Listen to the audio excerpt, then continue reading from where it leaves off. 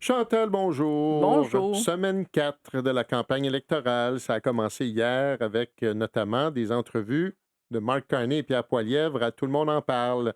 Et la semaine, bien sûr, sera marquée, elle, par le débat des chefs à venir un petit peu plus tard. C'est mercredi soir, ce débat en français. Donc, les entrevues d'hier soir.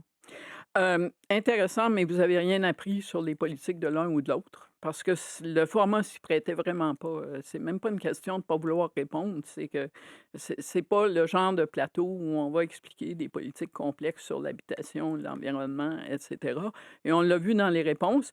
Monsieur, Poilievre, qui est passé en premier, a voulu montrer son côté givré et il s'est tenu à ce côté givré à peu près tout le long.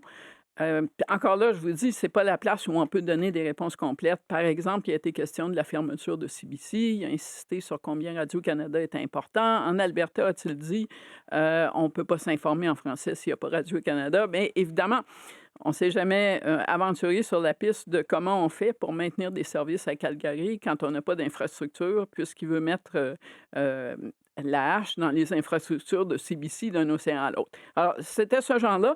Moi, je pense que Heu, Pierre Poilievre a probablement aidé sa campagne, dans le sens où, les gens qui attendaient le personnage qu'ils ont vu depuis 2 ans ont probablement été agréablement surpris. Est-ce qu'ils ont été suffisamment surpris pour dire: «C'est mon homme?» Ça, c'est un autre débat complètement. Mais il a certainement pas nui à sa campagne.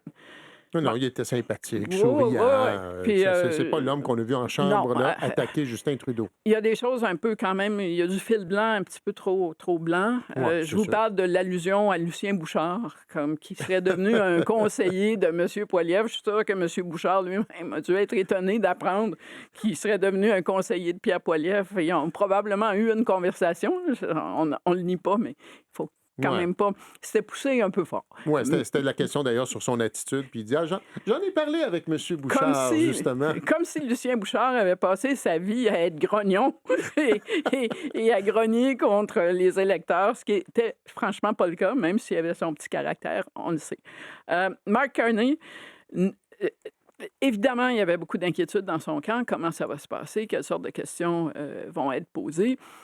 Et ça s'est relativement bien passé. Je dirais que dans son cas, il n'a pas fait de tort à sa campagne. Je vous et dans son cas, l'important, c'était de ne pas faire de tort. Pourquoi? Parce qu'au Québec, ça va relativement bien. S'il y avait des gens qui ne savaient pas déjà que Mark Carney parle moins bien français que Pierre Poilievre, là, la nouvelle peut plus échapper à ceux à qui ça avait encore échappé. Mais de façon générale, il était dans son personnage. Il y a des choses, parfois, il y a une candeur. De dire c'est plus facile d'être premier ministre que d'être candidat. Dans son cas, c'est vrai, on le voit, mais généralement, on ne s'attend pas à ce qu'un politicien le dise de façon aussi candide. Il y avait ce moment où il parlait de faire campagne et il est arrivé à dire on fait des discours, on rencontre des gens, on regarde des vaches. Et là, je me suis dit dans quel prix est-ce que la campagne libérale est allée s'égarer? Mais Ouais. il s'est rattrapé tout de suite en disant c'est important d'être candidat, c'est important d'obtenir un mandat et de se faire élire. Dans le style, c'est pas parce que j'ai regardé des vaches que je considère que c'est un exercice frivole. Qu'est-ce que ça donne au total? Parce que la vraie question, c'est est-ce que ça va faire bouger l'aiguille au Québec? Je ne crois pas. Comme l'entrevue de Chuck Meeting la semaine précédente a eu visiblement aucun impact particulier au Québec. Pourquoi? Un petit peu parce qu'ils sont annulés l'un l'autre. Il aurait fallu qu'il y en ait un des deux, Mark Carney, pour pas le nommer, qui trébuche de façon spectaculaire, que la manchette soit pas Mark Carney et Pierre Poilievre vont à Tout le monde en parle. Et c'est beaucoup le titre ce matin, ils sont allés à Tout le monde en parle. S'il y a quelqu'un qui a perdu là-dedans, c'est quelqu'un qui était pas là. Et là, je vous parle de Yves-François Blanchet. Et pourquoi je vous en parle? Parce que le fait q et je ne blâme pas Tout le monde en parle, mais c'est quand même le résultat. Le fait que Pierre Poilievre et Mark Carney se présentent en même temps, dans le même créneau horaire à Tout le monde en parle, ça amplifie l'impression que c'est une course binaire entre les libéraux et les conservateurs. Mmh, c'est vrai. Et ce qui est fascinant parce que, bon, moi, je fais des émissions aussi de fin de semaine. Vous savez ce qu'on fait les fins de semaine? On ne parle plus de la campagne, on parle de l'état de la campagne. Et j'ai remarqué que dans presque tous les débriefings de la semaine dernière, en français comme en anglais, On a parlé à peu près seulement des conservateurs et des libéraux. Et il est là le problème. C'est un problème pour Yves-François Blanchet, évidemment au Québec, pour Jack Meeting dans le reste du Canada, mais également pour Pierre Poilievre. Parce que M. Poilievre a besoin que ces deux comparses de l'opposition, les deux principaux, améliorent leur score. Et dans le moment des exercices comme hier soir, puis encore ce matin, qu'est-ce qu'on voit partout? On voit Mark Carney et Pierre Poilievre. C'est ça les choix. Et dans les faits, ça dénature le système parlementaire qui a de la place pour plusieurs voix, mais ça ne dénature pas la réalité fondamentale, c'est-à-dire qu'il y en a un de ces deux-là qui va être premier ministre. Et le choix, si le choix, c'est de l'électeur, c'est de se dire je veux décider de qui ou je veux un tel comme premier ministre, bien là, on n'en sort pas pour les tiers partis, c'est pas une bonne nouvelle. Effectivement, qui vont se reprendre au débat des chefs, cela dit. Oui, et j'ai trouvé qu'à ce niveau-là, le français de M. Carney, qui était hésitant, comme d'habitude, était probablement une bonne préparation pour le débat dans le sens où les attentes vont être basses. Et le jeu des débats en campagne électorale, c'est de ne pas décevoir. Et plutôt que de venir... Superman ne sortira pas d'une cabine Non, téléphonique. il ne va pas déchirer sa chemise, ça puis on va arrivera trouver pas. un logo en dessous. On a compris ça. Donc, l'avantage de Mark Carney au débat en français, c'est qu'il arrive là sous-estimé. Même les sondages montrent que tout le monde s'attend à ce qu'Yves-François Blanchet ou Pierre Poilievre remportent le débat, si on peut appeler ça remporter les débats. En anglais, c'est un peu différent. Ça, c'est le lendemain.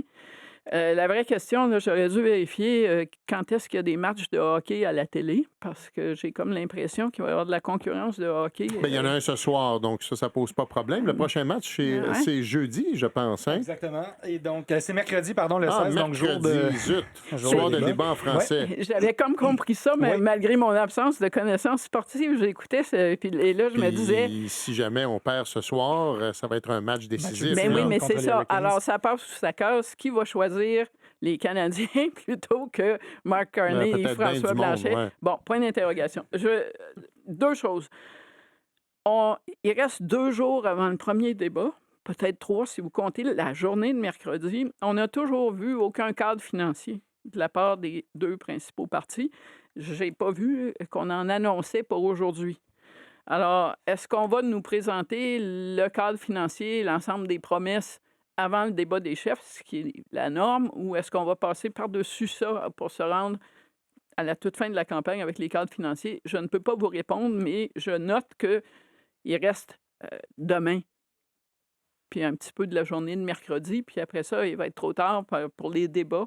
On ne fera pas les débats avec en main les cadres financiers. Vous me direz, un cadre financier, ça veut dire quoi? C'est un peu comme le budget Gérard qu'on a vu il y a quelques semaines. C'est un cadre financier dont la valeur et la crédibilité va durer aussi longtemps que la durée de vie de votre pinte de lait. Parce qu'on ne le sait pas. Sérieusement. Mais néanmoins, c'est quand même la pratique de faire ce genre d'exercice-là. Et on n'a pas eu droit à ça encore. Dernière remarque, parce qu'on va reparler des débats plus tard cette semaine. J'ai couvert des campagnes où les débats ont changé les choses, mais dans les deux principaux cas, c'est 84 et 2015, ce sont des débats qui se sont produits très tôt dans une campagne qui a duré très longtemps. Par exemple, en 2015, quand M. Trudeau a remporté la course, les débats lui ont permis de se mettre en piste pour devenir premier ministre. Les attentes étaient tellement basses qu'après 1 ou 2 débats, les gens ont dit finalement, il est bien meilleur que je pensais. Mais le premier débat avait eu lieu le 6 août, déclenchement 3 ou 4 jours avant, pour une élection qui a eu lieu le 19 octobre. Et dans le cas de Brian Mulroney, qui a aussi changé la donne en 84, premier débat la semaine du 20 juillet pour un vote le 4 septembre. Alors là, on n'est pas du tout dans ce scénario-là. Les débats ont lieu mercredi et jeudi. Il va rester 10 jours. C'est ça. Alors, c'est même pas. À peine, ouais. Et là-dedans, il y a le congé pascal, ce qui veut dire, oui, que les gens vont peut-être se parler de politique en mangeant jambon ou autre, mais d'autre part, que l'écho médiatique, même si on va tous travailler vendredi saint, ne sera pas de la même ampleur qu'un vendredi normal pas juste parce que c'est Vendredi saint pour nous, ça ne change rien, mais parce que les gens ne sont pas à l'écoute de façon normale. Ils ne se lèveront pas à 6 heures du matin pour aller travailler pour nous entendre parler des débats. Oui, puis avec les bureaux de vote qui commencent à ouvrir sur les campus, vendredi, c'est le vote par anticipation. On peut supposer aussi que bien des gens ont déjà fait leur choix. Donc, à voir. On peut même aller voter le jour de Pâques. Effectivement. C'est fascinant. Merci Chantal. On se reparle demain, bien sûr. Et à propos du débat, vous serez bien sûr en analyse le lendemain en compagnie de Daniel Thibault, je tiens à le souligner. Donc, nos deux chroniqueurs politiques fédérales qui seront réunis jeudi matin. Bonne journée. À demain.